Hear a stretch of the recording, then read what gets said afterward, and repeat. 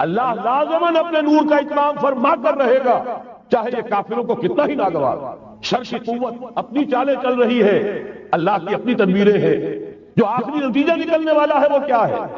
سنائی مسلمانوں کے سب سے بڑے دشمن کون؟ یہودی اور مشرک۔ پہلی آیت میں یہودیوں کا تذکرہ ہوا، انہیں مشرک نہیں کہا، کافر کہا۔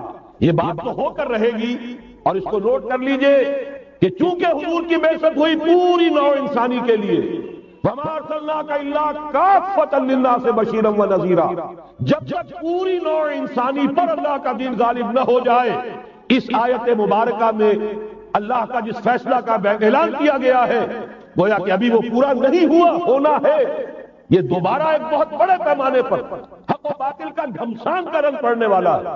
ملاحم کی جو حضور صلی اللہ علیہ وسلم نے پیشین گوئیاں فرمائی، الملحمۃ العظمیٰ، تاریخ انسانی کی عظیم ترین جنگ جو ابھی آنے والی ہے، اس کو سمجھ لیجیے اچھی طریقے سے کہ اس میں جو قوتیں ایک دوسرے کے مقابل آ رہی ہیں وہ کون سی ہے۔ نیو ورلڈ آرڈر کہنے کو امریکہ کے زیر قیادت ہے، حقیقت میں امریکہ خود یہودیوں کے پنجے میں، یہ وہی ابلیسی طاقت ہے جو آگے بڑھ رہی ہے۔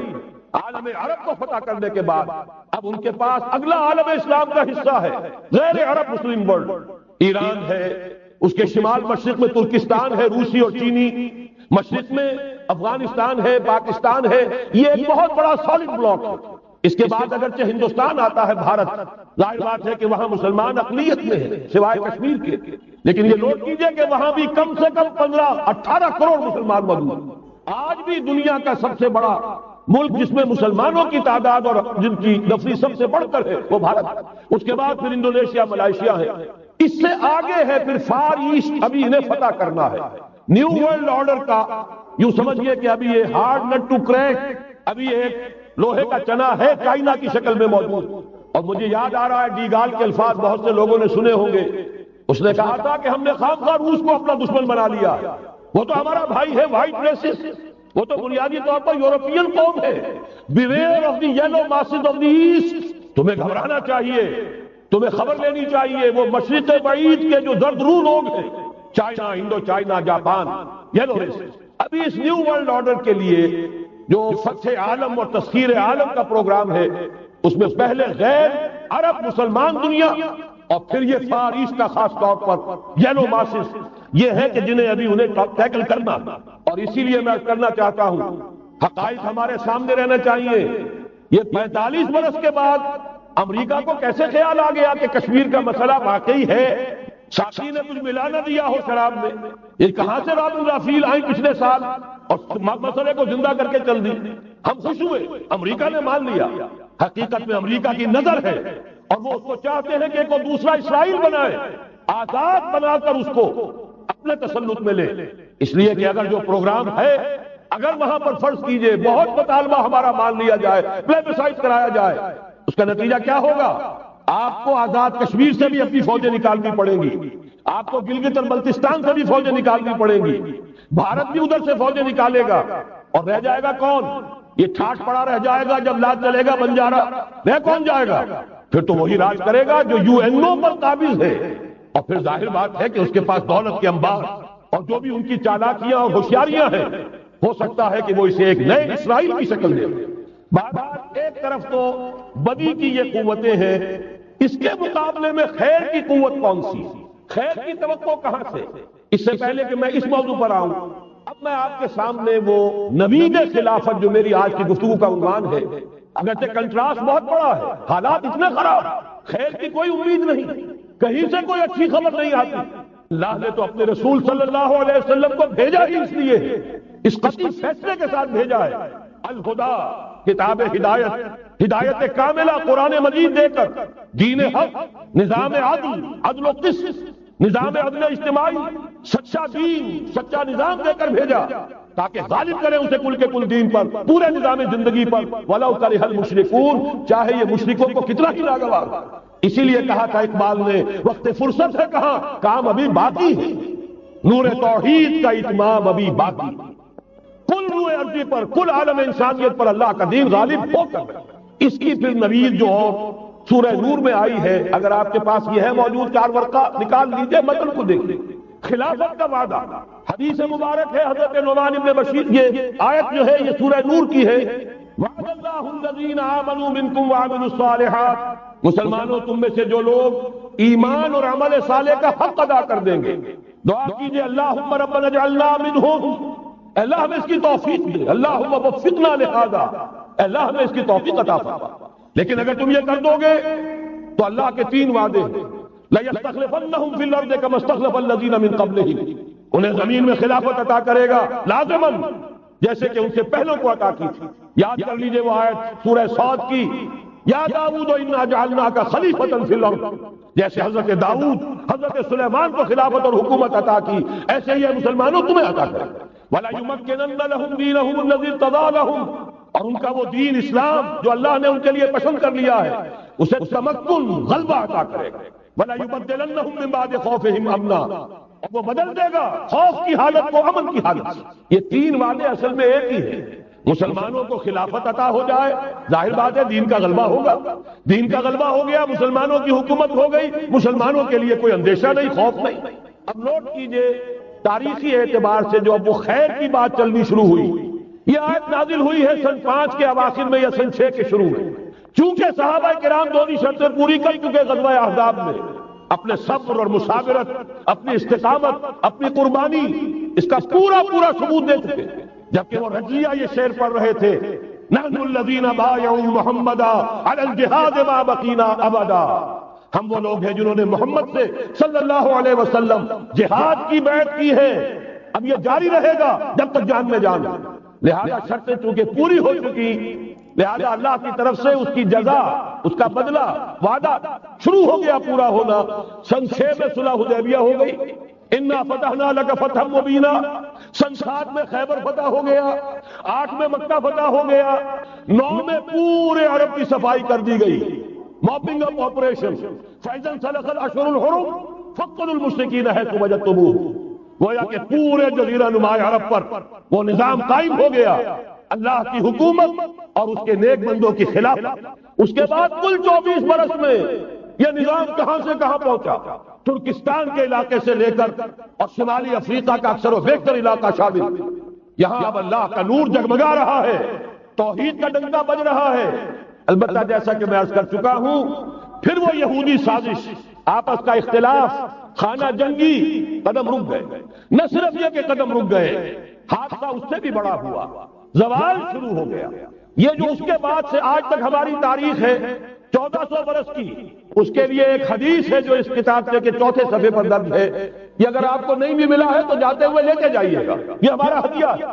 اس لیے کہ جو مایوس کن حالات ہیں جن سے ہم دوچار ہیں، ان میں ہمارا حال یہ ہے کہ سمجھنے دے مجھے اے نا امیدی کیا قیامت ہے، کہ دامان خیال یار چھوٹا جائے ہے مجھ سے، امید کا دامن ہاتھ سے چھوٹ جاتا تھا، کیسے حالات سیدھے ہو جائیں گے، کیسے خلافت آ جائے گی۔ جیسے قرآن مجید میں تذکرہ ہے، جب پہلی مرتبہ یروشلم کو برباد کیا ہے نبوکدنضر نے، حضرت عزیر جب آئے ہیں وہاں دیکھا شہر کو، کوئی متنفس نہیں، کوئی 2 اینچ سلامت نہیں، ان کی زبان سے الفاظ نکل گئے، انا یحیی ھذہ اللہ بعد موتہا، یہ بستی جو ایسے ویران ہو گئی اللہ اسے کیسے دوبارہ زندہ کرے گا۔ سورہ بقرہ میں واقعہ مذکور ہے، میں صرف حوالہ دے رہا ہوں۔ آج وہی حال ہمیں نظر آ رہا ہے، دنیا میں خلافت کیسے آ جائے گی؟ یہاں تو ڈنکا بج رہا ہے امریکہ کا، یہاں تو طاقت وہ ہے، اسرائیل کا خنجر جو ہے عالم عرب میں بھپا ہوا ہے، اور غیر عرب مسلم ورلڈ میں بھارت کا خنجر، اور دونوں خنجر کا نشان ہے۔ کبھی نقشہ دیکھا ہو، اسرائیل تو واقعتاً خنجر کے مانند تھا، جب تک یہ ویسٹ بینک شامل نہیں ہوا تھا اس کی شکل بالکل خنجر کی، اوپر دستہ اور نیچے وہ پھل، عالم عرب کے سینے میں پیوست۔ یہی بھارت کا حال ہے، آپ نقشہ دیکھیے، کشمیر خنجر کے دستے کے مانند ہے اور نیچے وہ تکون جا رہی ہے، اور اسی نے جدا کیا ہے عالم اسلام کا ایک حصہ جو مغربی پاکستان کے ساتھ ہو گیا، اور وہ جو بنگال مشرقی پاکستان سے ہوتے ہوئے انڈونیشیا ملائیشیا علیحدہ ہو گئے۔ اس پورے کو ذہن میں رکھیے تو یہاں بھی وہ خنجر اسی طرح پیوست۔ حالات اتنے مایوس ہیں، ہماری کوئی حیثیت نہیں، ہمارے حکمرانوں کے دنیا میں مذاق اڑتے ہیں، ہمارے وسائل ان کے زیر تسلط ہیں، ان کے قبضے میں ہیں، ہماری پالیسیاں وہ بناتے ہیں، ہمارے لیے بجٹ انسٹرکشن وہاں سے آتی ہیں، ٹیکسیشن پالیسیز ان کے احکام کے مطابق بنتی ہیں، پھر کہاں سے ہو جائے گا انا یحیی ھذہ اللہ بعد موتہا، کیسے زندہ کرے گا؟ میں اس کے لیے آپ کو یہ حدیث سے سنانا چاہتا ہوں تاکہ وہ یقین پیدا ہو، ایمان بالغیب جو پہلی شرط ہے، قرآن مجید کی ہدایت سے استفادے کی. الف لام میم ذالک الکتاب لا ریب فیہ ھدی للمتقین الذین یؤمنون بالغیب. نبی نے خبر دی صلی اللہ علیہ وسلم، اور آپ نے اپنی تاریخ، اپنی امت کی کل تاریخ کے 5 ادوار گنا دی. حضرت نعمان ابن بشیر کی حدیث مسند احمد ابن حنبل، تکون النبوۃ فیکم ما شاء اللہ ان تکون. مسلمانوں تمہارے مابین نبوت قائم رہے گی، موجود رہے گی، یعنی میں بنفس نفیس تمہارے مابین رہوں گا جب تک اللہ چاہے گا. ثم یرفع اللہ اذا شاء یرفعها، پھر جب اللہ چاہے گا نبوت کو اٹھا لے گا، یعنی میرا انتقال ہو جائے گا. دوسرے دور کی خبر دی، ثم تکون خلافۃ علی منہاج النبوہ، پھر ایک دور آئے گا خلافت کا، این نبوت کے نقش قدم پر کوئی فرق نہیں ہوگا. وہی نظام جو میں نے قائم کیا ہے جو کا تو قائم رہے گا، میرے نقش قدم پر وہ خلافت ہوگی.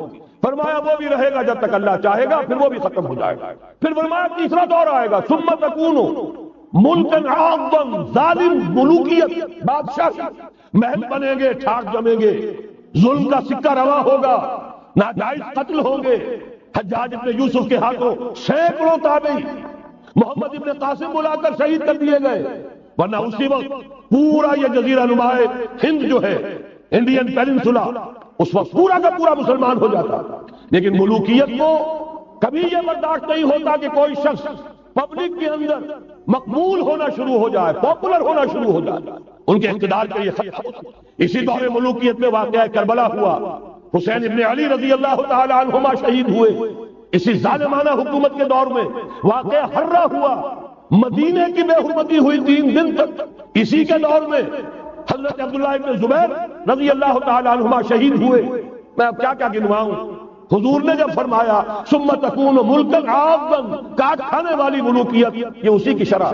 فرمایا یہ دور بھی رہے گا جب تک اللہ چاہے گا، پھر جب اللہ چاہے گا اسے بھی اٹھا لے. پھر چوتھا دور آئے گا، ثم تکون ملکن جبریا، پھر بادشاہی ہوگی غلامی کے ساتھ. میں نہیں کہہ سکتا اس وقت صحابہ نے اس کا مطلب کیا سمجھا ہوگا، اب چونکہ یہ دور ہمارے سامنے سے گزر چکا ہے، بلکہ ایک اعتبار سے ہم اسی دور میں سانس لے رہے ہیں. لہذا بات سمجھ میں آ رہی ہے کہ وہ ملوکیت چاہے ظالم تھی، بادشاہ مسلمان تو تھے، کلمہ گو تو تھے، ان میں بہت اچھے بھی ہوئے ہیں. تاریخ انسانی میں مسلمانوں کے جیسے عمدہ مثالیں ہیں عمدہ بادشاہوں کی، شاید تاریخ کے اندر کوئی اور مثالیں پیش نہ کی جا سکتی.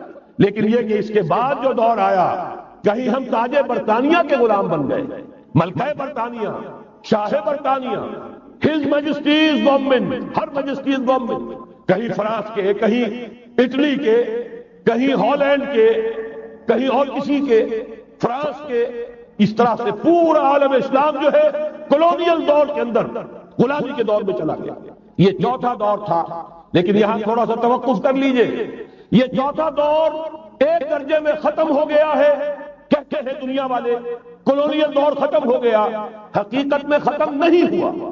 براہ راست حکمرانی ختم ہوئی ہے، انڈائریکٹ رول جاری ہے، ریموٹ کنٹرول کے ذریعے سے وہی حکومت کر رہے ہیں، بٹن وہی سے دبتے ہیں، ہم جا کر جھولیاں انہی کے سامنے پسارتے ہیں، انہی سے کبھی سرمایہ کاری کی بھیک مانگتے ہیں، کبھی قرضوں کی بھیک مانگتے ہیں، ان کے چشم ابرو کے اشاروں کے منتظر رہتے ہیں. ہماری جنگ اور صلح ان کے تابع ہے، ہمارے تمام وسائل ان کے تسلط میں ہیں.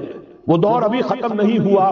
فرق صرف یہ ہے پہلے براہ راست حاکم تھے، آج بالواسطہ حاکم. لیکن حضور نے فرمایا صلی اللہ علیہ وسلم یہ دور بھی ختم ہو کر رہے. یوں سمجھیے جیسے کراچی میں لانڈی کورنگی میں کئی نمبر آتے ہیں بسوں میں، Karachi Landhi number 1، Landhi number 2، Landhi number 3، پھر کہیں 3.5 بھی ہوتا ہے. آج ہم بیچ میں کھڑے ہیں اس چوتھے دور کے کہ حضور کے قول کے مطابق ملکن جبرین، یا دور ابھی جاری ہے، نصف ختم ہو گیا ہے، نصف ابھی باقی. لیکن ایک بات تو بڑی تلخ ہے، ابھی بقیہ نصف میں بڑی قیامتیں گزرنے والی.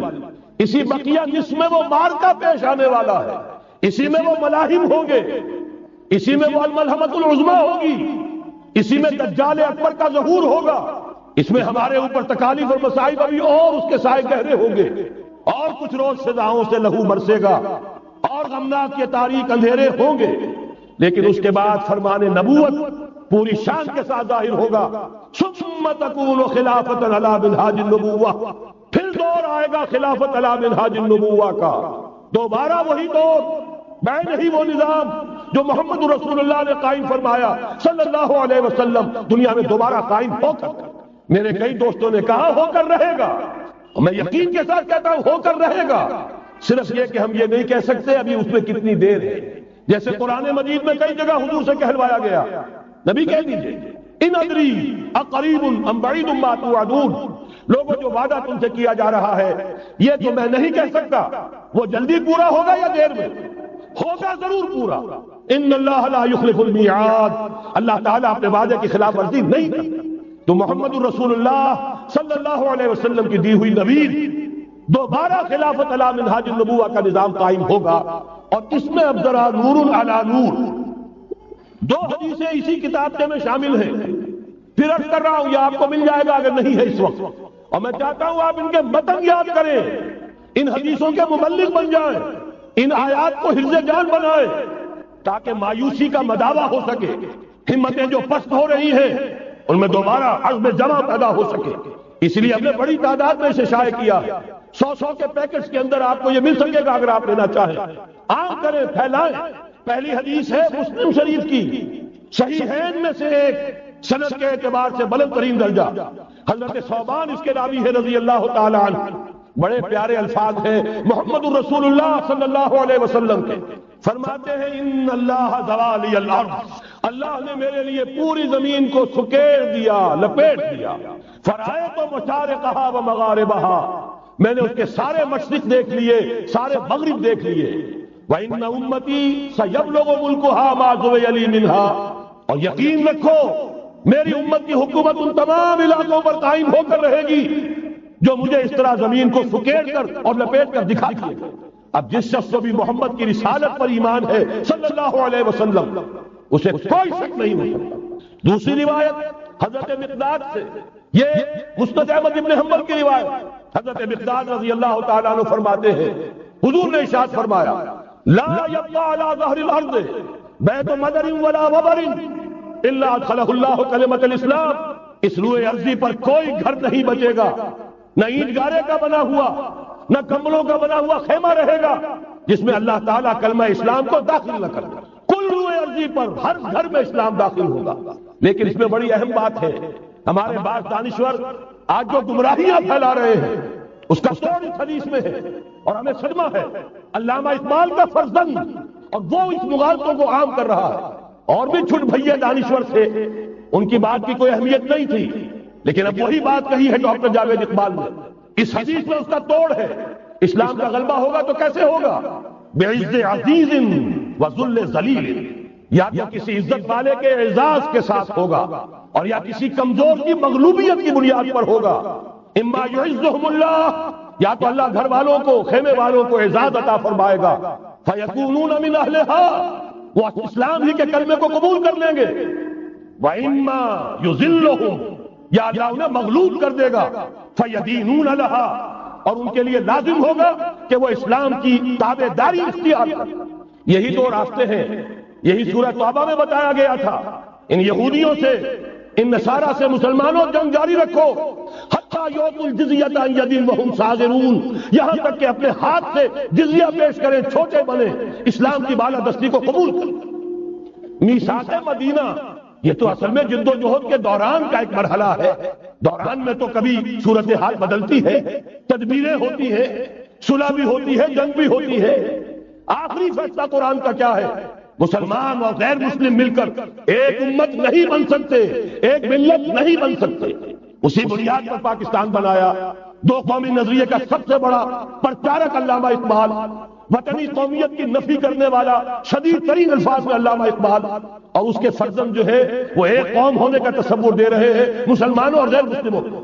یہاں پہ ایک ہی راستہ ہے، صحابہ کرام کی فوجیں جب نکلی جہاں گئی، تین آلٹرنیٹو، ایمان لے آؤ، ہمارے برابر کے ہوگے، بھائی ہوگے، جان مال عزت آبرو املاک جائیداد ہر چیز جیسی ہے ویسی رہے گی، ہمارے کندھے سے کندھا لگا کر کھڑے ہوگے، یہ نہیں تو چھوٹے بنو، اسلام کی بالادستی قبول کرو، جزیہ دینا منظور کرو، اور یہ بھی نہیں تو صرف ایک تھرڈ آپشن ہے، آؤ میدان میں، تلوار ہمارے اور تمہارے درمیان فیصلہ کرے گی۔ یہ ہے تاریخ، آخری بات جو کہی گئی سورہ توبہ میں وہ تو یہ ہے، میثاق مدینہ تو ایک درمیان کی تدبیر ہے، معاہدات ہوتے ہیں، معاہدات تو مشرکین عرب سے ہوئے جس کی کامل تنسیخ کی، برات من اللہ ورسولہ الی الذین عاہدتم من المشرکین، سارے معاہدات آج ختم کیے جا رہے ہیں، اعلان عام کیا جا رہا ہے، کوئی معاہدہ نہیں ہے، باطل دوئی پسند ہے، حق لا شریک ہے، شرکت بیان ہے، حق و باطل نظر قبول۔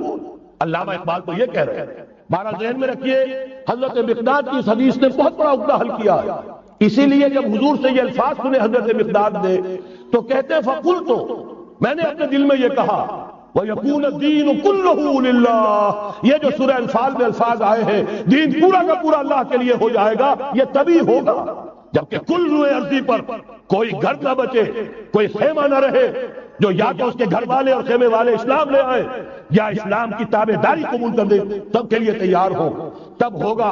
اسی کو اقبال نے کہا تھا جواب شکوہ میں، وقت فرصت ہے کہاں، کام ابھی باقی ہے، نور توحید کا اتمام ابھی باقی۔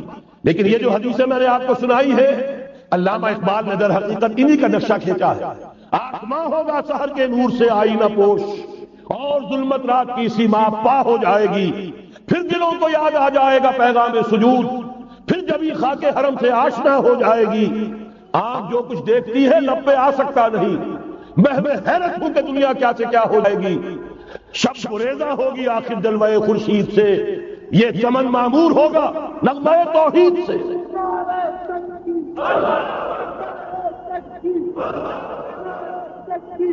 میں نے اس پر جو عنوان قائم کیا ہے، کل جہاں معمور ہوگا نغمہ توحید سے، یہ پورا کا پورا عالم کرہ ارضی جگمگا اٹھے گا۔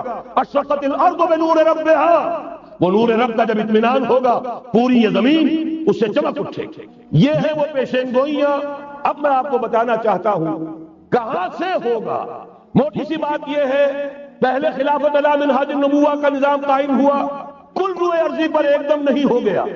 ایک ملک جزیرہ نماء عرب محمد رسول اللہ صلی اللہ علیہ وسلم والذین معہ رضی اللہ تعالی عنہم اجمعین، ان کی جد و جہد، ایثار، قربانی، اس کے نتیجے میں جزیرہ نماء عرب وہاں یہ نظام قائم ہو گیا۔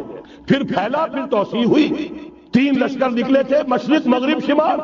شمال میں اوشیائے کوچک ترکی کا علاقہ، مشرق میں خراسان تک، مشرق میں یہ ماوراء النہر تک، مغرب میں بحر اوقیانوس تک دشت و دشت ہیں، دریا بھی نہ چھوڑے ہم نے، بحر ظلمات میں دوڑا دیے گھوڑے ہم نے۔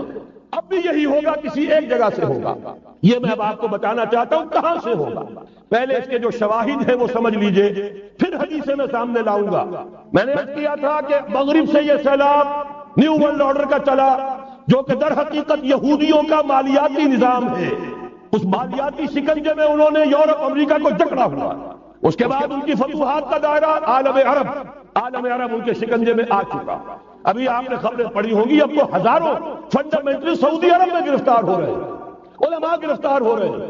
یہ ساری حکومتیں جو امریکہ کے ایجنٹوں پر مشتمل ہیں، در حقیقت یہی سب سے پہلے اپنے ہاں کے جو مسلمان ہیں، جنہیں یہ کہتے ہیں کہ یہ فنڈامنٹلسٹ ہیں، سب سے پہلے تشدد ان کی طرف سے ہو۔ بہرحال اب اس سے آگے ہے عالم اسلام کا وہ حصہ جس میں میں اور آپ بھی ہیں، یہ غیر عرب عالم اسلام، ایران سے شروع ہو کر پھر افغانستان، جو حضور کے زمانے میں خراسان کہلاتا تھا، یہ پورا افغانستان، کچھ تھوڑا سا حصہ ایران کا، کچھ تھوڑا سا حصہ روسی ترکستان کا، کچھ حصہ پاکستان کا، یہ سب حضور کے زمانے میں خراسان کہلاتا تھا۔ اس کے ضمن میں جان لیجئے اب یہ نیوکلیس بننے والا ہے، یہاں سے خلافت کا آغاز ہو کر رہے گا۔ اس کے شواہد کیا ہیں؟ پہلی بات نوٹ کیجئے، ختم نبوت کے بعد سارا سلسلہ مجددین کا ہے رحمہم اللہ۔ 1000 برس تک سارے مجدد عالم عرب میں پیدا ہوئے۔ 11ویں صدی سے یہ صنم خانہ ہند مجددین کی آماجگاہ، مجدد الف ثانی رحمت اللہ علیہ 11ویں صدی ہجری یا الف ثانی، اسی کے دوسرا 1000 سال وہیں سے شروع ہوا۔ کہاں کے رہنے والے تھے؟ 12ویں صدی کے مجدد اعظم شاہ ولی اللہ دہلوی، 13ویں صدی میں سید احمد بریلوی اور ان کے ساتھی شہید شاہ اسماعیل شہید، 14ویں صدی میں شیخ الہند اسیر مالٹا، انگریز سے ٹکرا جانے والا۔ یہ مضمون ہم نے چھاپا تھا، اگرچہ چھپا تھا وہ پاکستان روزنامہ پاکستان میں، ہم نے بھی اسے چھاپا. اب دوبارہ جو کتاب کا شائع کیا ہے انگلینڈ میں انگلستان میں خلافت کی اذان کے عنوان سے اسپیشل ایک جو ہے ندائے خلافت کا ایشو آیا ہے, اس میں دوبارہ ریپیٹ کیا. اسے آپ کو اندازہ ہوگا شیخ الہند کی شخصیت کا. جرمنی تک سے ان کی گفتگو چل رہی تھی, دارالخلافہ ترکی سے گفتگو چل رہی تھی, ہندوستان کو آزاد کرا کر دوبارہ اس کو ایک دارالاسلام کی شکل دینا. اس لیے کہ اس وقت تک آپ کو معلوم ہونا چاہیے ہندو ابھی سویا ہوا تھا. وہ غلامی کا جو بھی اس کے اوپر اثر پڑا تھا مسلمانوں کی 1000 سالہ غلامی کا, اس کی وجہ سے اس میں کوئی حوصلہ تھا ہی نہیں. سیاست کے میدان میں ہندو ابھی آیا ہی نہیں تھا. اس وقت اگر کہیں وہ تجویز کامیاب ہو جاتی, وہ برلن پلان, وہ ریشمی رومال تحریک, تو واقعہ یہ ہے کہ 30 برس اور یہ بر عظیم پاک و ہند انگریز کا غلام نہ رہے. وہ تحریک نہیں. پھر یہ کہ اگر خلافت کو ختم کیا گیا تو احتجاجی تحریک چلی تو یہاں, اور کس شد و مت کے ساتھ مولوی اما محمد علی کی جان بیٹا خلافت میں دے دو, پورا بر عظیم پاک و ہند گونج اٹھا. گاندھی کو شریک ہونا پڑا تحریک خلافت میں. کہاں گاندھی کہاں خلافت. پھر اور شواہد نوٹ کیجئے, وہ جو کولونیل رول بظاہر ختم ہوا ہے, تمام مسلمان ممالک بظاہر آزاد ہوئے, لیکن کہیں بھی تحریک میں اسلام کا نعرہ نہیں لگا. صرف ایک جگہ, پاکستان کا مطلب کیا, لا الہ الا اللہ, اور اس سے پھر گونج گیا پورا بر عظیم پاک و ہند, راج کماری سے لے کے درا خیبر تک, اور ادھر مکران سے لے کر چٹاگانگ تک. پاکستان کا مطلب کیا, لا الہ الا اللہ. پوری دنیا میں اس کا کوئی نعرہ نہیں لگا. پھر پاکستان ہے وہ ملک جہاں قرارداد مقاصد پاس ہو گئی. خلافت اصولی اعتبار سے ہم نے تسلیم کر لی. جب حاکمیت اللہ کی ہے, ہمارے پاس حاکمیت نہیں, ہم حاکمیت کے مدعی نہیں. 10 کروڑ عوام کی ایک نمائندہ اسمبلی نے قرارداد مقاصد پاس کی, یہی تو خلافت ہے. ہمارے پاس جو اختیار ہے اللہ کا ڈیلیگیٹڈ ہے, اور یہ انہی حدود میں استعمال ہوگا جو خود جو اصل حاکم ہے اللہ, جو اس نے متعین کر دی. پھر یہی وہ ملک ہے, واحد ملک پوری دنیا میں جس میں فیڈرل شریعت کورٹ نے بینک انٹرسٹ کو ربا حرام قرار دیا ہے. پوری مسلم ورلڈ کے اندر اس کی کوئی مثال موجود نہیں. یہ شواہد ہے. علامہ اقبال جیسا مفکر یہاں پیدا ہوا, مولانا مودودی جیسا مصنف یہاں پیدا ہوا, مولانا الیاس جیسا مبلغ یہاں پیدا ہوا, شیخ الہند جیسا مجدد یہاں پیدا ہوا. پورے عالم اسلام میں اس کی کوئی مثال موجود. اور میں تو ایک اور بات کی طرف کہتا ہوں, اللہ کے معاملات بڑے عجیب ہیں. یہ جو جنگیں ہونے والی ہیں, یہ جو خیر و شر کا مارکا دنیا کو ہے, پھر مارکا ہے روح و بدن پیش. تہذیب نے پھر اپنے درندوں کو ابھارا, اللہ کو پامردی مومن پہ بھروسہ, ابلیس کو یورپ کی مشینوں کا سہارا.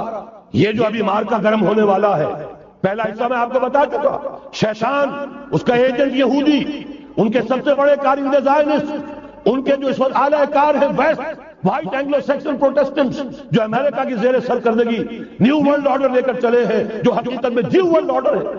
دوسری طرف دیکھیے, ذرا غور کیجئے, ایک حدیث نبوی ہے, ما انزل اللہ من داء الا انزل له دواء. اللہ نے کوئی ایسا مرض پیدا نہیں کیا جس کی دوا پیدا نہ کی ہو. اسرائیل 1948 میں قائم ہو رہا ہے, پاکستان 1947 میں وجود میں آیا. 1 سال پہلے جیسے ماں کی چھاتی میں اللہ دودھ پہلے پیدا کر دیتا ہے, بچے کی ولادت بعد میں ہوتی ہے. یہ قانون قدرت. اسی طریقے سے توڑ اس کا در حقیقت اسرائیل کا توڑ ہے جو پاکستان کی شکل میں وجود میں آیا. یہ دوسری بات ہے کہ ہم بھٹک گئے, منزل کا سراغ بھول گئے, ہم آ کر دولت کے پھندوں میں, اور سب سے بڑھ کر یہ کہ جو متروکہ جائیداد کے لالچ, ہم اس میں پڑ گئے, بھول گئے یہ پاکستان کس لیے بنایا تھا, بھٹک گئے.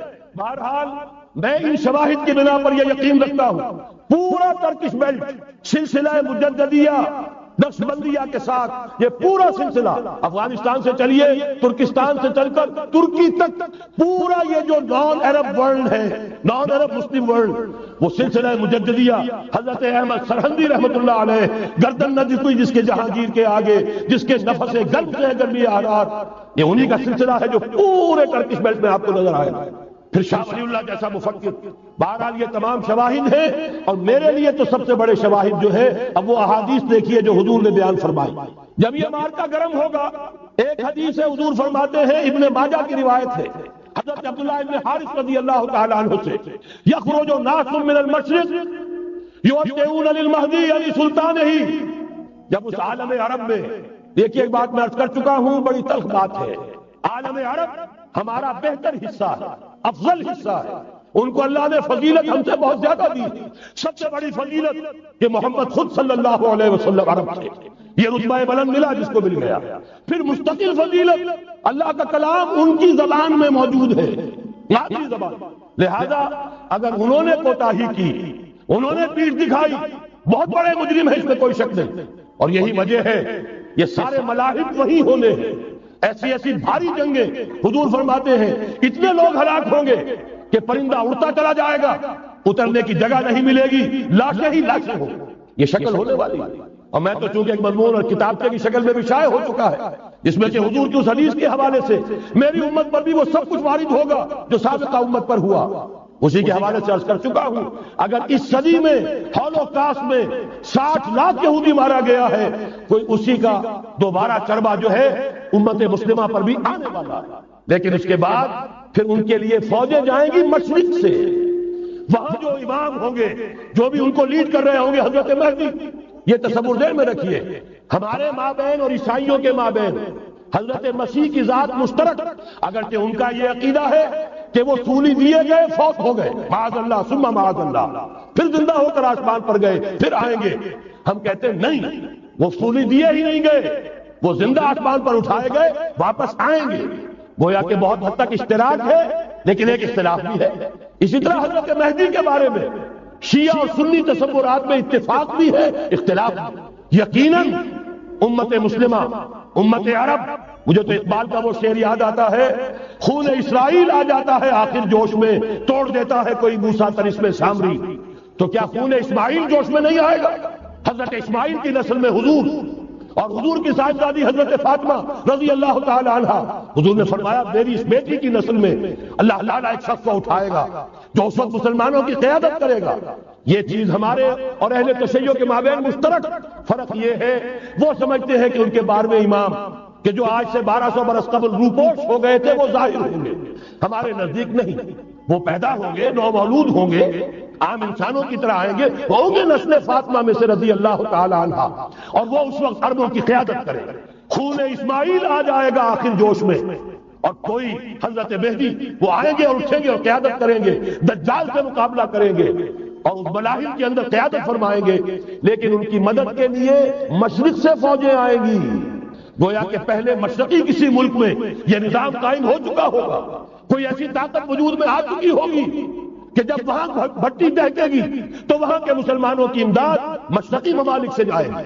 اور ایک دوسری حدیث میں، یہ تو ترمذی کی روایت ہے، کتب حدیث میں تیسرے نمبر پر کتاب یہی ہے، صحیح بخاری، صحیح مسلم، پھر یہ جامع ترمذی. اس میں حضرت ابو ہریرہ سے روایت ہے، یخرج من خراسان رایات سود. خراسان میں بتا چکا ہوں حضور کے زمانے کا خراسان، افغانستان، کچھ حصہ پاکستان کا، کچھ روسی ترکستان کی آزاد ریاستیں جو ابھی ہوئی ہیں، تھوڑا سا حصہ ایران کا، یہ خراسان بزرگ، دی اولڈ گریٹر خراسان. یہاں سے فوجیں چلیں گی، سیاہ علم برآمد ہوں گے اور کوئی طاقت انہیں روک نہ سکے گی، ان کا منہ پھیر نہ سکے گی. یہاں تک کہ وہ ایلیا حضور کے زمانے میں یروشلم کا نام تھا، یہاں تک کہ ایلیا میں جا کر نسب ہوتا ہے. گویا کہ یہ جو ہمارے ہاتھ سے نکلا ہے قبضے سے، پہلے بھی عربوں کے ہاتھوں سے نکلا تھا بیت المقدس، یروشلم، عرب واپس نہیں لے سکے تھے. کرد خون صلاح الدین ایوبی اس نے واپس لیا. عربوں میں دم نہیں رہا تھا، عیاشیوں کی وجہ سے کھوکھلے ہو چکے تھے. میں تجھ کو بتاتا ہوں تقدیر امم کیا ہے، شمشیر و ثنا اول، طاؤس و ربابہ. یہی وجہ ہے کہ تقریباً 20 صدی کے بعد ان کی حکومت ختم. آشمارا حق و در خون بارت بر زمین بر زوال ملک مستعصم امیر المومنین. یہ ہوا کہ نہیں ہوا؟ جبکہ آئے ہیں تاتاری ہورڈز، اور جنہوں نے کہ آخری خلیفہ بنو عباس اسے محل میں سے نکالا، ایک کھال کے اندر لپیٹ کر اور اپنے گھوڑوں کے سوؤں تلے کچل عرب معزول کر دیے گئے تھے. لیکن اب دوبارہ عربوں کو جب سہارا ملا ہے، لیکن اب بھی انہوں نے کہیں اسلام قائم نہیں کیا. کوئی روس کا غلام رہا، کوئی امریکہ کا غلام رہا، کسی نے اس کا ساتھ دیا، کسی نے اس کا ساتھ دیا. تہذیب ہے تو مغربی، تمدن ہے تو مغربی، وضع میں تم ہو نصارہ تو تمدن میں ہنود. یہ مسلمان ہیں جنہیں دیکھ کے شرمائے یہود. یہی معاملہ جب ان کا ہوا تو اب اللہ تعالیٰ کی طرف سے ان کے اوپر وہ عذاب کی بھٹی گرم ہونے والی. لیکن اس کے بعد پھر یہاں سے جائیں گے وہ جو ان کی مدد کریں گے، اور یہ ایلیا کو واپس لینے والے، یہ مشرق سے چلنے والے لشکر ہوں گے. یہ 2 حدیثیں ابھی سن لیجئے. اور تیسری حدیث یہ ہے، حضور نے فرمایا یہ سنن نسائی کی روایت ہے، قال رسول اللہ صلی اللہ علیہ وسلم عصابتان من امتی احرزهم اللہ من النار احرزهم اللہ من النار، میری امت کے دو لشکر ایسے ہوں گے جنہیں اللہ نے آگ سے نجات دے دی ہے، پہلے ہی سے ڈکلیئرڈ ہے۔ عصابت تغزو الہند، ایک لشکر کے جو ہند پر حملہ آور ہوگا، وعصابت تکون مع عیسیٰ ابن مریم علیہ السلام، اور دوسرا لشکر وہ ہے جو حضرت عیسیٰ کے ساتھ جا کر اور ان کے ساتھ مل کر یہودیوں کے خلاف جنگ کرے گا۔ میں اس حدیث کا جو مطلب سمجھتا ہوں واللہ عالم، یہ اسی علاقے میں جب انقلاب آ جائے گا، یہ علاقہ خراسان اور پاکستان، جب یہاں نظام خلافت قائم ہوگا، یہاں سے اسلام کی توسیع ہوگی، اور یہاں سے جانب مشرق ہند اور جانب مغرب یہ جو یہودیوں کا سیلاب آ رہا ہے، ان دونوں کا مقابلہ کرنے کے لیے انشاءاللہ العزیز، ورنہ یہ عصابتان جو ہے ایک حدیث میں جمع کرنے کی کوئی اور حکمت ہو نہیں سکتی، ورنہ تو ہندوستان پہ کئی لشکر آئے ہیں، لیکن یہ کہ در حقیقت اسی وقت جبکہ عالم عرب میں وہ بھٹی دہکے گی، اسی وقت یہاں انقلاب آ چکا ہوگا، ایک طرف یہاں سے مدد کے لیے لشکر جائیں گے کہ جو مسلمان عرب جو ہے ان کی مدد کریں گے، حضرت مہدی کے جھنڈے تلے لڑیں گے، حضرت مہدی کی حکومت کو مستحکم کریں گے، یؤتون للمہدی، دوسری طرف وہ ہندوستان کی طرف پیش قدمی کریں گے، اور یہیں سے جیسے اس وقت سیلاب نکلا تھا جزیرہ نما عرب سے، ایک داہنی طرف ایک بائیں طرف، ایران، افغانستان، ترکستان، ادھر مصر، لیبیا، الجزائر، مراکش، موریتانیہ، اسی طریقے سے انشاءاللہ اسی علاقے سے اس کا آغاز ہوگا اور بات آگے بڑھے گی۔ تو حاصل کیا ہے؟ یہ ہونا ہے، پچھلے آثار ثابت کر رہے ہیں کہ ہونا ہے، حضور کی احادیث بتا رہی ہے کہ یہی سے ہونا ہے، ہوا صرف یہ ہے ہم بھٹک گئے، ہمیں اپنی منزل یاد نہ رہی۔ میں تو بہرحال ان لوگوں میں سے ہوں جنہوں نے نعرے لگائے تھے پاکستان کا مطلب کیا، لا الہ الا اللہ۔ میں سن 46 میں یہاں حبیبیہ ہال میں قائد اعظم نے مسلم اسٹوڈنٹ فیڈریشن کے جس اجلاس کو خطاب کیا تھا، ضلع حصار سے جو 2 ڈیلیگیٹ آئے تھے ان میں سے ایک میں تھا، میں نے بہرحال اس تحریک میں بھی حصہ لیا ہے، ایک ننھے کارکن کی حیثیت سے لیا ہے، پھر حالات کو بدلتے اپنے آنکھوں سے دیکھا ہے، ہم کہاں سے کہاں جا پہنچے ہیں۔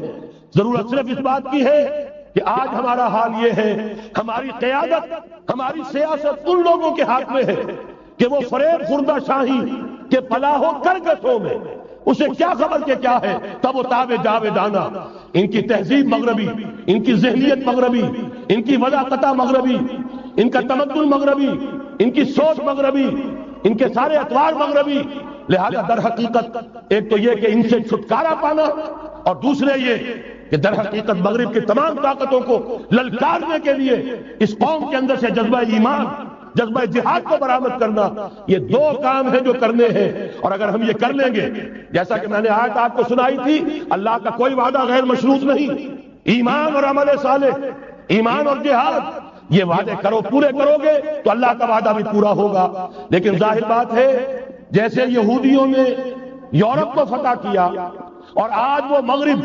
یہودیوں ہی کے زیر اثر ہمیں فتح کرنے پر تلا ہوا ہے، آج نوٹ کیجئے جس طرح 3 اطراف سے یہودیوں نے حملہ کیا یورپ پر، میں اس کا تذکرہ کر چکا ہوں، آج ہم پر بھی اسی طرح کا 3 پراؤنڈ اٹیک ہے۔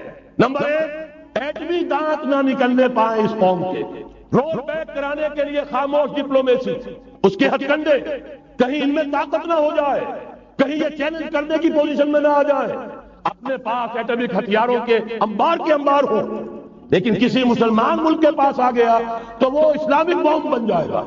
اگر وہ اسرائیل کے پاس ہے کوئی حرج نہیں، لیکن پاکستان کے پاس کسی صورت میں اسلحہ نہیں ہونا چاہیے۔ کمزور رکھو، ہمارے دستے نگر رہے، ہماری ہی مرضی پر، ہمارے چشم ابرو کے اشارے پر حرکت کرے۔ نمبر 2، اباحیت، بے حیائی، عریانی، فحاشی، اس کا سیلاب، اور سب سے بڑھ کر خاندانی نظام کو برباد کرنے کے لیے یہ بہبود آبادی کا پروگرام۔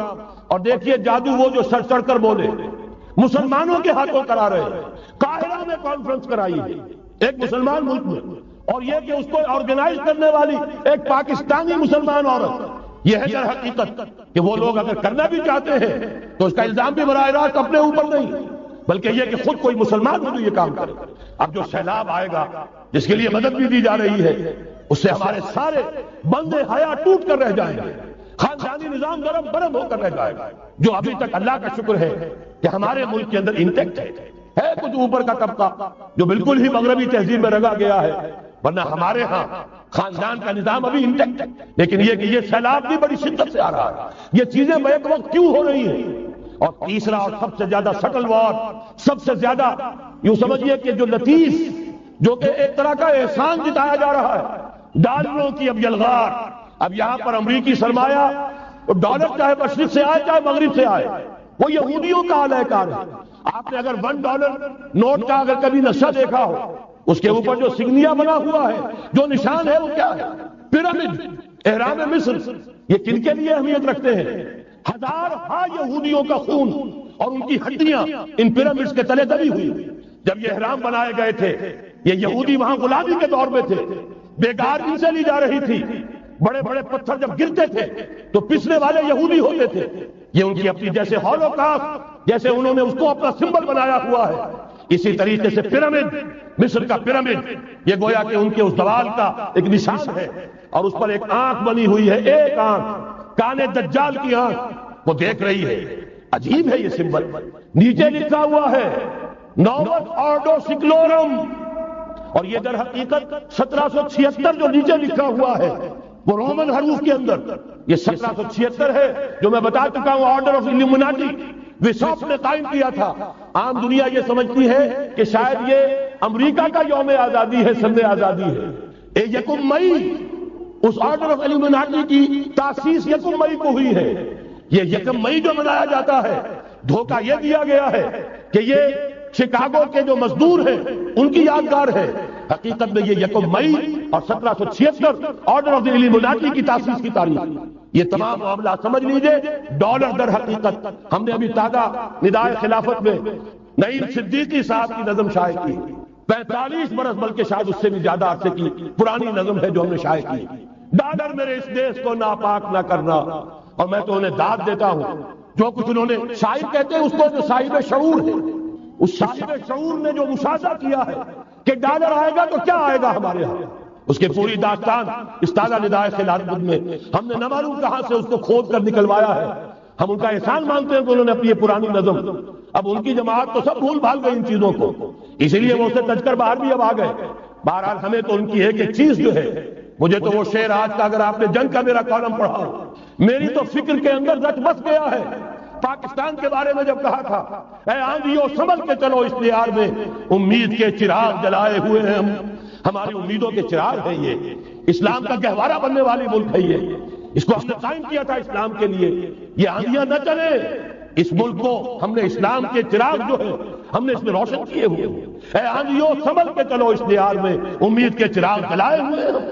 بہرحال یہ تیسرا سیلاب ہے، ننگی سرمایہ داری، جس کی پھر لعنتیں ہوتی ہیں، ایک طرف فقر، ایک طرف احتیاج، ایک طرف بھوک، ایک طرف دولت کے انبار۔ پہلے بھی ہمارے ہاں فرق کم نہیں ہے، لیکن اب جو ہوگا اگر یہ بات پوری ہو گئی تو وہ ننگی سرمایہ داری، اور سرمایہ داری ہی در حقیقت یہود کا سب سے بڑا ہتھ کنڈا۔ یہ بینکنگ کا نظام، یہ سارا کا سارا سودی نظام، یہ IMF، یہ ورلڈ بینک، یہی تو ان کے سب سے بڑے ادارے ہیں۔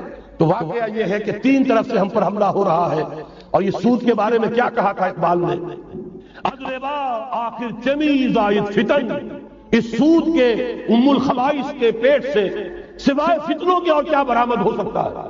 کس نہ داند لذت قرض حسن، کسی کو قرض حسنہ کی لذت یاد نہیں رہی، بغیر سود کے قرض دو۔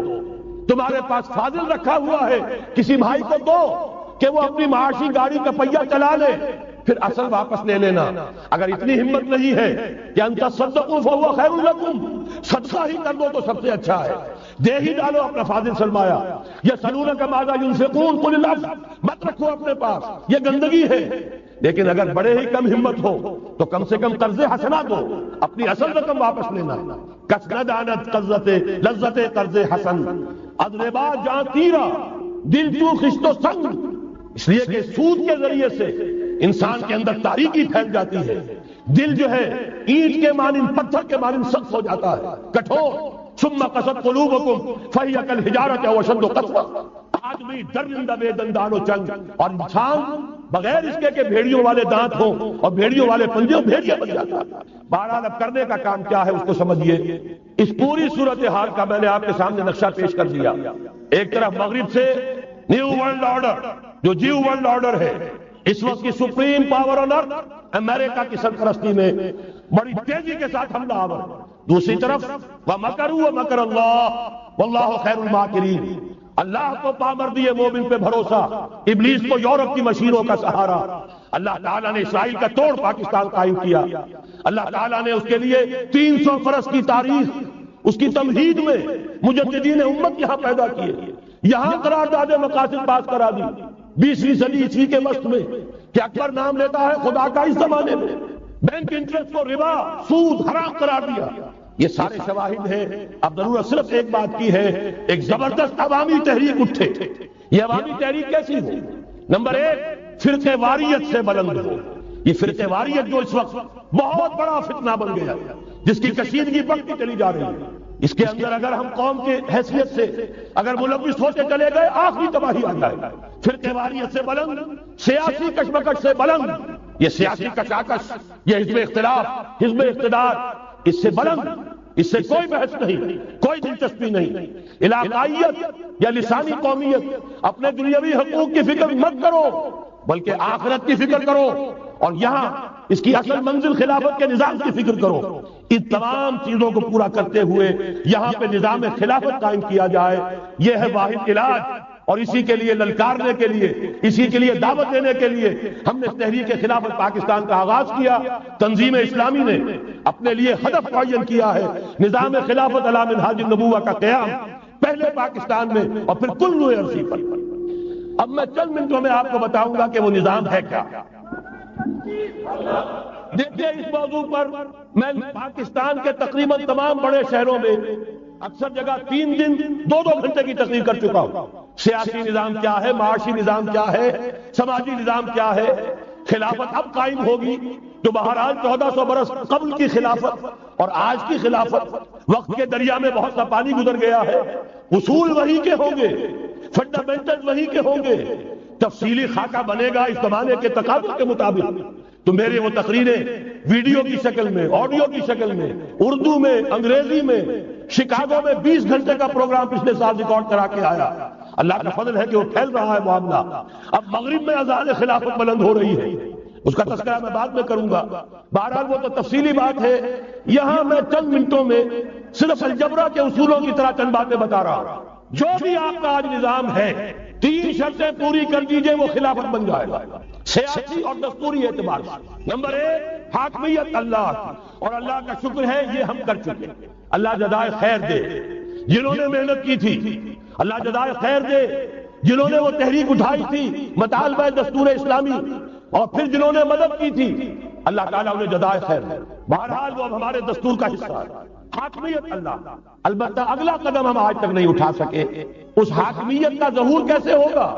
آپ کے دستور میں یہ طے کر دیا جائے، کتاب و سنت ہر شے سے بالا تر ہے، دستور سے بھی بالا، عدالتی قوانین سے بالا، پارلیمنٹ سے بالا، سینٹ سے بالا، صدر سے بالا، سپریم کورٹ سے بالا، ہائی کورٹ سے بالا، ہر شے سے بالا کتاب و سنت۔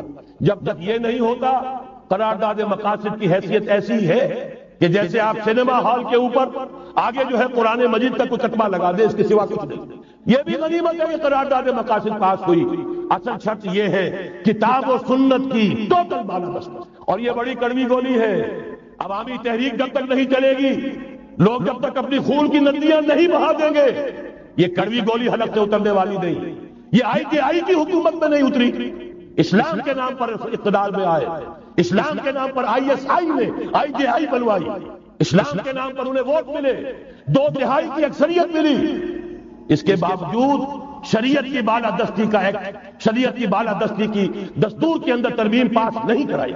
معلوم ہوا اوپر زبردست کا ٹھینگا ہے، امریکہ کے سب پرستار ہیں، سب ڈرتے ہیں، سب کے لیے سب کو نظر آتا ہے بالآخر جو ہے اسی کے پاس جانا ہوگا، چاہے وہ نواز شریف ہو اور چاہے وہ بے نظیر ہو۔ ایک کھلم کھلا ہے، اور اب تو میں کہتا ہوں نواز شریف بھی کھلم کھلا ہے۔ آج کے اس دور میں انہوں نے اسلام کا نام کبھی نہیں لیا، اس سے تو بالکل تائب۔ بس صرف فرق یہ رہ گیا ہے بے نظیر کھلم کھلا بھی مذاق اڑا لیتی ہے اسلامی صداؤں کا، اسلامی قوانین کا، یہ اس پر ذرا خاموش ہے. لیکن یہ کہ اپنی تحریک میں ہمارے بہت سے جو سیاسی قائدین ہیں مسلمانوں کے، کتنے بیانات آپ نے پڑھے ہوں گے، ذرا اسلام کا نام لے دیں ہم ساتھ ہو جائیں گے. مولانا سمیع الحق صاحب کا بیان آیا، ذرا اسلام کی بات کرے تو ہمارے اور بہت سے علماء اور ہمارے طارق صاحب جو ہے انہوں نے بھی کہا کہ میں ہم ساتھ آ جائیں گے. لیکن یہ کہ بڑا پکا ثابت ہوا نواز شریف اسلام کا نام نہیں لیا. یہ بات جان لیجئے، یہ اس کے بغیر، قربانی کے بغیر اصل یہی منزل ہے، اصل کٹھن یہی ہے. یہ کتاب و سنت کی بالادستی، اس کو قبول کرنا، اختیار کرنا، یہ بغیر عوامی تحریک کے، بغیر قربانیوں کے ممکن نہیں ہوگا. بہرحال دوسری بات یہ، اور تیسری بات، کسی غیر مسلم کو نظام خلافت میں قانون سازی میں شریک نہیں کیا جا سکتا. جس قانون کی بنیاد کتاب و سنت، جو نہ کتاب کو مانے نہ سنت کو مانے، اس کا اس ملک کی قانون ساز اسمبلی میں جانے کا مطلب کیا ہے؟ ان کی علیحدہ اسمبلیاں ہوں، ان کے جو حقوق ہیں مائنورٹیز کی حیثیت سے ان کی گارنٹی دی جائے، ان کی جان مال عزت آبرو کا پورا تحفظ، ان کی پوری مذہبی آزادی، ان کی عبادت گاہوں کی پوری ضمانت ان کی حفاظت کی، ان کا پرسنل لا ہو، سب کچھ ہوگا. قانون سازی میں غیر مسلم شریک نہیں ہو سکتا. نظام خلافت کی اعلیٰ ترین سطح کی پالیسی بنانے میں غیر مسلم شریک نہیں ہو سکتا. یہ معاملات ہمیں، یہ کڑوی گولیاں ہیں، لیکن صرف 3 گولیاں ہضم کر لیجئے، یہ نظام خلافت کا نظام بن جائے گا. البتہ چوتھی بات اور عرض کر دوں، وہ کہتا ہوں بہتر ہے کہ اس پارلیمانی نظام کی لعنت جو انگریزوں کی وراثت کے طور پر ہمیں ملی ہے، اسے چھوڑ کر صدارتی نظام اختیار کیا جائے. وہ صدارتی نظام جو نظام خلافت کے قریب تر ہے، انہوں نے ہم سے لیا ہے. اقبال نے کہا ہے، ہر کجا بینی جہان رنگ و بو، زاں کے از خاکش برو یا دارزو، یا نور مصطفیٰ ورا بہاش، یا غلوظ اندر تلاش مصطفیٰ. اگر کوئی اچھائی ان کے پاس ہے وہ نور مصطفیٰ سے مانگی ہوئی ہے. یہ خلافت کے نظام کا چربا ہے. ایک شخص کو منتخب کرو، اب اسے اختیار دو، اس کے ہاتھ کھلے رکھو، اسے کام کرنے دو. ہاں امپیچمنٹ کا نظام ہو، غلط ہو تو اسے سیدھا کرنے کا نظام ہو. اس کے لیے آپ امپیچمنٹ کا نظام آج کی جو امریکہ کی حکومت ہے اس میں بھی ہے. اور کیسا ہے کہ ذرا سا اندیشہ ہوا تھا اور نکسن صاحب جو بھاگ کھڑے ہوئے تھے. تو میرے نزدیک صدارتی نظام اور چھوٹے صوبے، یہ بڑے بڑے صوبوں کی ضرورت نہیں ہے. چھوٹے صوبے ہوں، لوگوں کو سہولتیں ہوں، ہر علاقے کے لوگوں کو معلوم ہو کہ ہمارے معاملات ہمارے اپنے ہاتھ میں ہیں. ان کے اندر کوئی احساس جو ہے محرومی کا پیدا نہ ہونے پائے. اس لیے کہ وہی چیز ہے جو سیاہی گھول دیتی ہے. کون سیاہی گھول رہا ہے؟ وقت کے بہتے دریا. یہ ساری سیاہیاں جو سندھ میں گھل رہی ہیں، بلوچستان میں گھل رہی ہیں، سرائکی کے علاقے میں گھل رہی ہیں، ان سب کا علاج ہے چھوٹے صوبے بناؤ. لیکن یہ چیزیں خلافت کی شرائط میں سے نہیں. بہتر بات ہے، دنیاوی اعتبار سے بہتر بات ہے، انتظامی اعتبار سے بہتر بات ہے. باقی اصل شرائط 3: اللہ کی حاکمیت کا اقرار جو قرارداد مقاصد میں بالفعل ہے، کتاب و سنت کی ٹوٹل بالادستی. سپریم کورٹ کو اختیار دیجئے، وہاں جا کر کوئی بھی شہری پاکستان کا، کوئی بھی عالم دین اگر ثابت کر دے فلاں قانون، فلاں ہدایت، فلاں انسٹرکشن، فلاں کوئی حکم جو دیا گیا ہے کتاب و سنت کے منافی ہے، فوراً کا عدم. اور تیسری بات، غیر مسلم پروٹیکٹڈ مائنورٹی ہوں گے، ان کی جان مال عزت آبرو کی حفاظت ہوگی، لیکن یہ کہ وہ برابر کے قانون سازی کے حق میں شریک نہیں ہو سکتے. اس لیے کہ یہاں کتاب و سنت منبع ہے قانون کا جس کو وہ تسلیم نہیں کرتے. اسی طرح یہ معاشی نظام، موجودہ سرمایہ دارانہ نظام، بہت بڑی لعنت، بہت بڑی لعنت، بہت بڑی لعنت. لیکن جیسے آپ کو معلوم ہے، آج ہی ابو جہل کہہ دے لا الہ الا اللہ محمد الرسول اللہ، مسلمان بن جاتا. کلمہ تو ایک ہی تھا نا. ابو طالب کے پاس جب وفد گیا تھا رؤسائے قریش کا، اور انہوں نے کہا تھا کہ اپنے بھتیجے کو روک لو ورنہ اب ہم جو تمہاری بھی رعایت اب نہیں کریں گے، میدان جنگ میں آ جاؤ. ابو طالب نے کہا تھا میرا بھتیجا تم سے کیا مانگ رہا؟ ایک کلمہ، ایک کلمہ لا الہ الا اللہ، اور تو کوئی مطالبہ نہیں. انہوں نے کہا، ابو سفیان اس وقت تک کیونکہ ابھی کفر میں تھے، شرک میں تھے، انہوں نے کہا وہ ایک کلمہ جو وہ مانگ رہا ہے وہ ہمارے سارے معبودوں کی نفی کر دیتا ہے. وہی تو سب سے بڑی مصیبت ہے. تو میں آپ کو بتا رہا ہوں 3 چیزیں اس سرمایہ دارانہ نظام میں سے نکال دی، یہ اسلامی نظام بن جائے گا. تفصیل میں جانے کا موقع نہیں ہے، میں فارمولہ دے رہا ہوں. تفصیل میں نے عرض کیا، میرے کیسٹ سے کتابیں ہیں، وہ خطبات خلافت اب کتابی شکل میں بھی آ جائیں گے. انگریزی میں ویڈیو کیسٹ ہے، اردو میں ہے، بڑے بڑے شہروں میں خطبات دے چکا ہوں، مواد موجود ہے، لیکن اس وقت فارمولہ بتا رہا ہوں، 3 چیزیں نکال دیجیے۔ نمبر 1 سود نکال دیجیے، اس میں بھی اللہ کے فضل و کرم سے پیش رفت ہمارے ہاں ہوئی۔ فیڈرل شریعت کورٹ نے فتویٰ دیا اور اتنا زبردست ججمنٹ لکھا ہے، پوری دنیا کے لیے رہنمائی کا ذریعہ بن جائے گا۔ یہی وجہ ہے کہ مجھے معلوم ہوا ہے موجودہ حکومت نے اس کی اشاعت روک دی ہے۔ باہر کے ممالک سے ڈیمانڈ، میں جب انگلستان میں تھا ابھی 2 مہینے قبل، وہاں کچھ لوگوں کے سامنے تذکرہ کیا، انہوں نے کہا ہمیں منگا کے دیجئے، بنگلہ دیش کے مسلمان تھے، ہمیں منگا کے دیجئے۔ میں نے یہاں لکھا، معلوم ہوا کہ نہیں، وہ مل ہی نہیں رہا، بلکہ کہہ دیا گیا اسے مت چھاپو، اس کی اشاعت، اس لیے کہ وہ کلمہ خیر کہیں پھیل نہ جائے۔ یہودی کا اگر علاج ہے، جیسے آپ نے سنا تھا بچپن میں کہانیاں، دیو کی جان ایک طوطے کی گردن میں ہے، طوطے کی گردن مروڑ دو گے دیو مر جائے گا۔ یہودی کی جان سود میں ہے۔ یہ سارا ہتھ کنڈا اس کا جو ہے، جو ورلڈ ڈومینیشن یہودی چاہ رہا ہے، وہ مالیاتی نوعیت کی ہے۔ وہ اپنی حکومت قائم نہیں کرنا چاہتا۔ حکومت کے تو بڑے کھکھیڑ ہوتے ہیں، بڑی ذمہ داریاں ہوتی ہیں، لوگوں کی تنقیدیں سننی پڑتی ہیں، بھوکے بھیڑیے کبھی ٹوٹ پڑتے ہیں، لہذا ان کو چھوڑو، حکومت وہ خود کرے۔ ہاں وہ محنت کرے حیوانوں کی طرح، ملائی ہمارے پاس آتی چلی جائے، زندہ رہنے کی حد تک تو ان کو دیں گے۔ جیسے ٹانگے والا گھوڑے کو بھی آخر دانا تو ڈالتا ہے کہ اگلے دن پھر اسے جوتنا ہے ٹانگے کے اندر، لیکن اصل کمائی تو اس کی ہے جو ہو رہی ہے۔ صرف یہ مالیاتی نظام اور اس کا ایک ہی لفظ کے اندر توڑ ہے، سود ختم اور یہود کی گویا کہ جان نکل جائے۔